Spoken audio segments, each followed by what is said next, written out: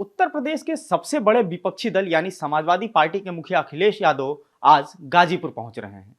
गाजीपुर पहुंचकर वो सीधे मुख्तार अंसारी के घर जाएंगे और वहां उनके परिजनों से मुलाकात करेंगे।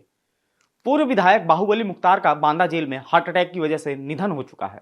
हालांकि अंसारी के परिजनों विपक्षी नेताओं की तरफ से मौत को संदेहास्पद करार दिया गया है। इस मामले पर सियासत भी गरमाई हुई है। इसी बीच अब समाजवादी पार्टी के मुखिया मोहम्मदाबाद जाएंगे। इस दौरे के सियासी पहलू भी देखे जा रहे हैं। आज के इस एक्सप्लेनर में हम बात करेंगे मुख्तार और उसके परिवार के सियासी रसूख की, और ये भी चर्चा करेंगे कि आखिर राजनीतिक दल मुख्तार की मौत पर किस तरह अपनी सियासी विसात बिछाने में लगे हुए हैं। तो चलिए शुरू करते हैं।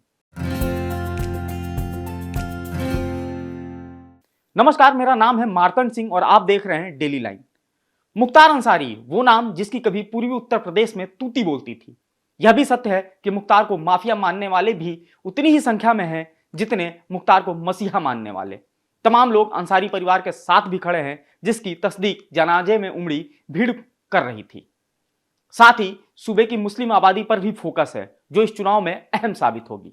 अखिलेश ने मुख्तार के बड़े भाई अफजाल को लोकसभा प्रत्याशी भी बनाया है। मऊ से 5 बार के विधायक और माफिया मुख्तार अंसारी का बीते दिनों निधन हो चुका है। 10 अप्रैल को मुख्तार का फतीहा पढ़ा जाएगा।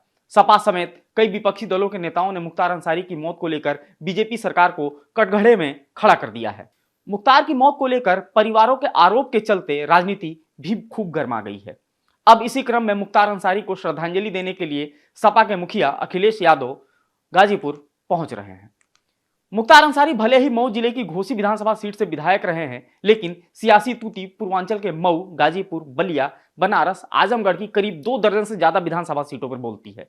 पूर्वांचल के इस इलाके की राजनीति में पिछले 25 सालों से मुख्तार अंसारी अहम भूमिका अदा करते आ रहे हैं। मुख्तार जहां खुद 5 बार विधायक रह चुके, तो उनके बड़े भाई अफजाल अंसारी गाजीपुर से सांसद हैं। मुख्तार का बेटा अब्बास अंसारी मऊ से विधायक है, जबकि भतीजा मुन्नू अंसारी मोहम्मदाबाद से विधायक है। इसके अलावा मऊ से मुख्तार के करीबी अतुल राय सांसद हैं।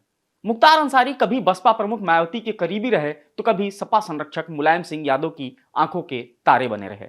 मुख्तार को सियासत विरासत में मिली है। मुख्तार के दादा डॉक्टर मुख्तार अहमद अंसारी स्वतंत्रता संग्राम आंदोलन के दौरान 1926 से 27 में इंडियन नेशनल कांग्रेस के अध्यक्ष थे, जबकि महावीर चक्र विजेता ब्रिगेडियर उस्मान मुख्तार के नाना थे। मुख्तार के पिता सुभानुल्लाह अंसारी कम्युनिस्ट नेता थे। इतना ही नहीं, पूर्व उपराष्ट्रपति हामिद अंसारी मुख्तार के रिश्ते में चाचा लगते हैं। मुख्तार अंसारी के बड़े भाई अफजाल अंसारी ने अपने पिता की तरह कम्युनिस्ट पार्टी से सियासी पारी शुरू की थी, लेकिन मुख्तार ने बसपा के हाथी पर सवारी कर सियासत में कदम रखा। अगर मुख्तार के सियासी सफरनामे की बात करें तो मुख्तार अंसारी पहली बार 1996 में बसपा के टिकट पर जीतकर विधानसभा पहुंचा। 2002, 2007, 2012 और फिर 2017 में भी मऊ से जीत हासिल की। इनमें से आखिरी 3 चुनाव उन्होंने देश की अलग अलग जेलों में बंद रहते हुए लड़े। मुख्तार अंसारी किसी के लिए माफिया है तो कोई उसे अपना मसीहा मानता है। पूर्वांचल की राजनीति में मुख्तार अंसारी का उतना ही असर है जितना बिहार की राजनीति में कभी शहाबुद्दीन का हुआ करता था।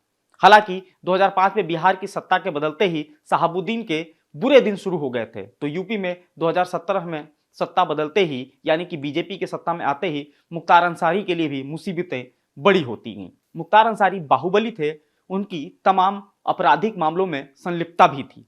ऐसे में योगी सरकार ने उनके खिलाफ शिकंजा कसकर एक राजनीतिक संदेश देने की कवायद कर पूर्वांचल में मुख्तार अंसारी के सियासी असर को खत्म करने का दांव चला था। वहीं अब मुख्तार अंसारी की मौत के बाद बीजेपी ने भले ही खामोशी अख्तियार कर रखी हो, लेकिन सोशल मीडिया में जिस तरह से लोग उनकी मौत पर यह कह रहे हैं कि जिसकी वो जगह थी वो वहां पहुंच गया, माना जा रहा है कि मुख्तार अंसारी की मौत से बीजेपी को पूर्वांचल के इलाके में सियासी फायदा हो सकता है, क्योंकि इस इलाके में कई लोग मुख्तार से पीड़ित भी थे। इसके अलावा बहुसंख्यक समाज भी मुख्तार अंसारी के दबंगई से खुश नहीं था।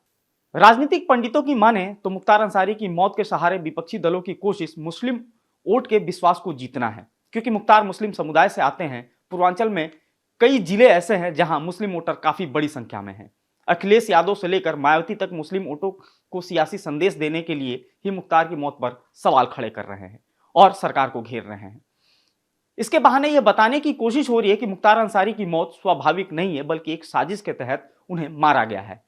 ऐसा ही मुस्लिम समुदाय के लोग भी मान रहे हैं, जिसे समझते हुए विपक्षी दल सरकार को घेरने की पुरजोर कोशिश कर रहे हैं। हालांकि विपक्षी दल इस बात को भी बखूबी समझ रहे हैं कि मुख्तार अंसारी के मामले को बहुत ज्यादा उठाने से रिवर्स पोलराइजेशन का भी खतरा है।